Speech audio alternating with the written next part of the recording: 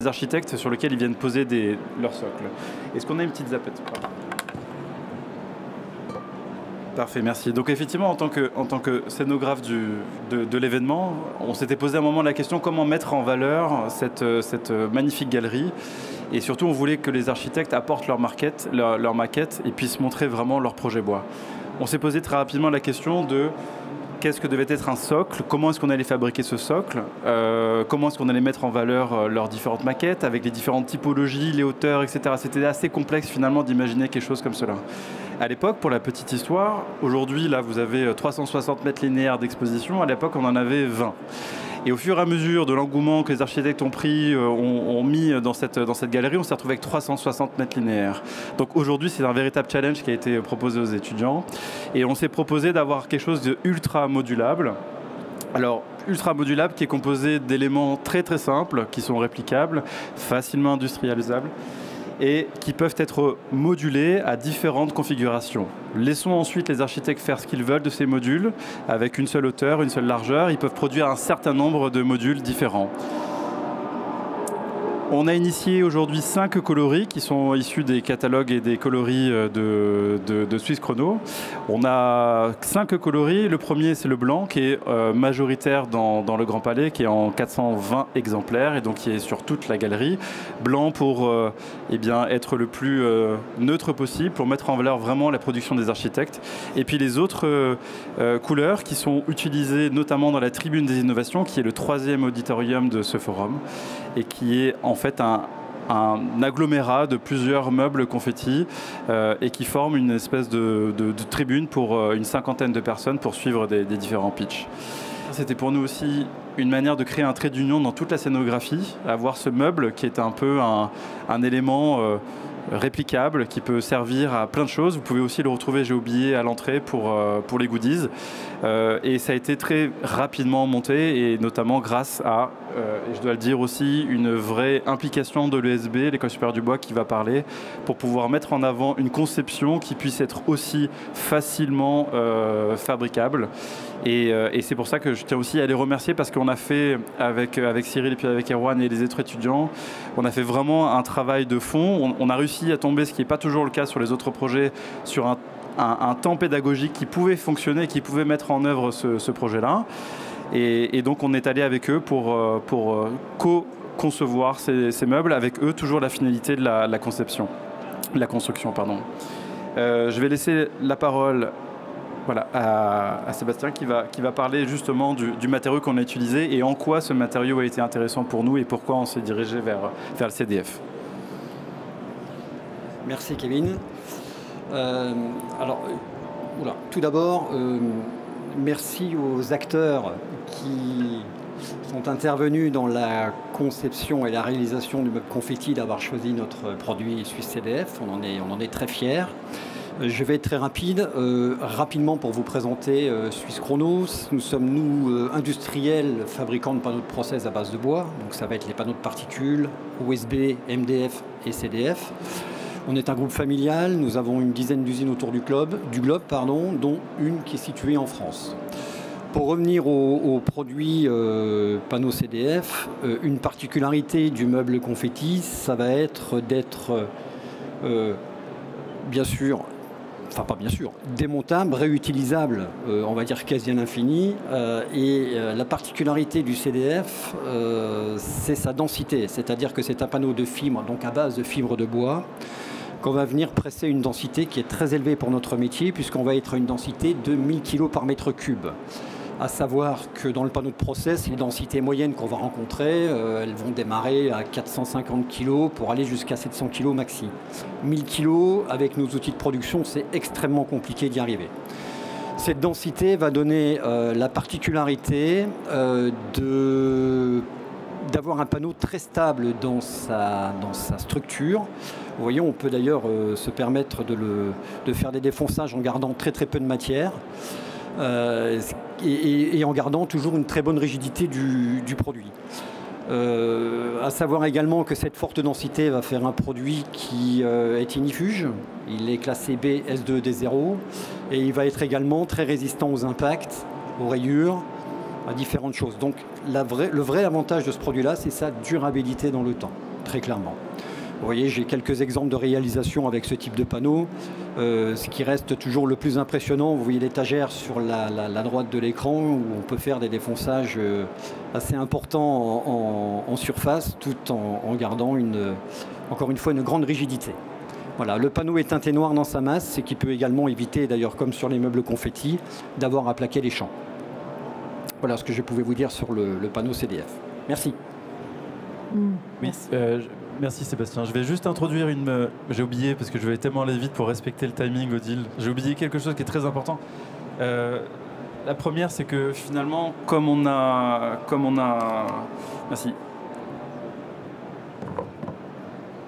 Comme on était dans un cercle vraiment d'éco-conception, c'était très important de pouvoir s'imaginer quel était l'avenir, comment est-ce qu'on allait réemployer le mobilier. Parce qu'on avait quand même 550 modèles à produire pour 3 jours, ce qui est relativement compliqué à gérer. Et donc c'est pour ça qu'on a parié quand même sur le long terme. C'est pour ça qu'on allait plutôt sur le CDF. Et on s'est posé aussi la question de la grande pluralité et diversité de fonctions que peuvent avoir ces modules. Donc ils peuvent être des assises, des tables basses, ils peuvent être des étagères, ils peuvent être énormément de choses. Et c'était très important aussi pour nous qu'on puisse leur trouver très rapidement une seconde vie. J'ai su très récemment que toute la tribune des innovations allait faire partie maintenant du catalogue du Forum Bois Construction, donc ça va être réutilisé pour les autres éditions, comme ça a été le cas par exemple pour l'auditorium éphémère, et que l'ensemble des éléments, alors ça c'était quelque chose qu'on avait imaginé, les autres meubles confetti blancs faisaient partie intégrante du package pour les architectes, et donc qu'ils allaient repartir avec dans leur agence. C'est facilement... voilà, on peut facilement l'empiler et puis le repartir. Voilà. Nous, à l'ESB, on a été chargés de la conception et la fabrication de ce projet. Donc, on est toujours à la recherche de projets pour mettre en place la pédagogie par l'exemple. Donc, c'était une occasion à rêver pour nous là, de trouver quelque chose de A à Z et qui calait aussi dans notre programme pédagogique. Donc là, on avait vraiment un délai à respecter. Donc c'est important pour les étudiants, ça leur met la pression. On avait un travail en collaboration avec des entreprises, donc Suisse Chrono, et avec aussi Lamello qui a fourni les quincailleries, et un maître d'œuvre et le Forum Construction Bois, donc qui avait des exigences, un bon cahier des charges. Donc c'est pour ça qu'on est parti avec une classe de 15 élèves de BTS DAB. Pour lancer la conception, la fabrication de ces modules. Donc la conception a été plus pilotée par Erwan.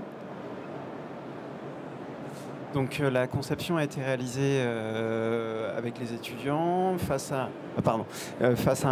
une problématique qui était définie par Kevin. On avait une idéation qui a été proposée et je vais laisser Kerio dire comment ils ont fonctionné dans la démarche du projet. Donc nous, l'objectif, c'était de se répartir en différents groupes, de petits groupes, pour pouvoir balayer un maximum de possibilités, de solutions, que chacun propose ce qu'il avait envie. Et suite à ça, on a eu des choix à faire en fonction du cahier des charges, en fonction des possibilités. Donc une fois qu'ils avaient proposé des conceptions, il fallait passer au prototypage. Comment vous êtes organisé, Kerio, sur le sujet ? Donc chaque groupe a fait un choix parmi les propositions qu'ils avaient fait et l'a réalisé. On l'a présenté à l'architecte qui a donné son retour et on a choisi en fonction des contraintes du cahier des charges et aussi des contraintes de réalisation. Donc une fois que le prototype était sélectionné, il fallait faire une pré-série puisqu'on avait quand même 550 mobiliers à réaliser. La problématique industrielle a été prise en compte. Et Kerio, est-ce que vous avez rencontré des problèmes ? Oui, on s'est rendu compte assez rapidement qu'on allait avoir des problèmes de délai par rapport au délai de réalisation et du temps d'usinage. Du coup, il y a des solutions qui n'ont pas pu être réalisées, comme la première qu'on peut voir en photo ici, parce que ça prenait beaucoup trop de temps d'usinage, on n'aurait pas pu le faire en grande série. Donc une fois qu'on avait validé avec Kevin le prototype et la pré-série, donc il y a eu un assemblage. Et derrière, avec Cyril, ils sont partis sur l'industrialisation. Donc je vais laisser Cyril enchaîner. Oui, donc l'industrialisation, donc on avait vraiment une grande série, enfin une très grande série pour nous, puisqu'on a fabriqué 550 modules et puis 800 connecteurs. Donc on a pensé à organiser notre atelier sur ça. Donc pour ça, j'avais 16 élèves et on a travaillé pendant une semaine sur 40 heures avec notre atelier. Donc Kerio, quel outil vous avez mobilisé lors de cette préparation de la production et pour préparer cette grande fabrication? On a utilisé les outils qu'on utilisait en cours de BTS. Donc on a mis en place un takt time, c'est-à-dire qu'on devait sortir un meuble tous les 4 minutes pour pouvoir respecter les délais de fabrication. On a aussi mis en place des contrôles qualité qui nous ont permis d'assurer que tout au long de la production, les meubles qu'on sortait, ils correspondaient à nos exigences de qualité et qui seraient assemblables arrivés au Grand Palais. Donc après la préparation de la production et l'organisation, donc on était vraiment maintenant dans le vif du sujet lors de la production. Donc là, les étudiants ont dû organiser l'atelier et occuper les postes d'opérateurs. Donc comment on s'est organisé à ce niveau-là? Est-ce que tu peux décrire comment tu as vécu la chose? Donc tout au long de la semaine de fabrication, on a tous relevé les postes d'opérateurs et de managers. Donc dans le rôle d'opérateur, on devait prendre en main un poste et s'assurer de produire rapidement et des produits de qualité. Et dans le rôle de manager, on devait s'assurer que chaque tâche soit effectuée, que tout le monde soit au courant de ce qui se passait et qu'on arrive à produire dans les temps. La dernière diapo, je crois. Oui. Donc dans ton rôle de manager, donc on voit sur l'utilisation qu'on a utilisé un maximum les panneaux, donc on a l'utilisé pour faire des panettes, aussi pour faire les connecteurs. Donc toi, ton rôle de manager, c'était sur la palettisation. Donc comment tu as vécu la chose, quelles compétences ça t'a apporté? J'ai pris conscience qu'il fallait bien anticiper les choses parce que sinon on se retrouvait avec beaucoup de problèmes au moment de la réalisation et qu'on n'avait pas forcément le temps ni les moyens de résoudre les problèmes dans les temps. Donc il faut vraiment prendre le temps d'anticiper en avant et qu'il ne faut pas négliger plein de petits détails qui peuvent paraître anodins mais qui au final peuvent se relever hyper importants. Vous voulez conclure? Bon. Est-ce qu'il nous reste du temps? Non, il reste plus de temps, mais allez-y, vous pouvez conclure, dire un mot, oui, allez-y. Pour nous, c'était un super projet, puisqu'on a une belle collaboration et on est arrivé au bout après quand même quelques sueurs froides. Quand même. Oh. Et oui, pour conclure, moi, en tout cas, on avait cette idée en tête, on avait aussi des besoins de collaboration parce qu'on ne pouvait pas produire ça tout seul et c'était important aussi de s'inclure dans un travail de transmission. Et puis je pense que pour avoir assisté vraiment à la partie montage, ça s'est fait tellement rapidement que j'ai l'impression qu'ils ont mis tellement d'amour à le faire. Ça s'est vraiment ressenti, en tout cas, ça a été très rapide à monter et j'ai l'impression que tout était, toutes les planètes étaient alignées pour que ça soit une belle réussite. Voilà. Oui, bravo à tous et surtout, moi je suis ravie parce que je vois que nos industriels de l'ameublement vont pouvoir s'adresser à l'ESB qui sait faire de la série. Hein. Voilà, mais écoutez, pas de questions, malheureusement, on n'a pas le temps. Il y a une autre conférence qui... Voilà, je vous remercie de votre attention. Bonne soirée.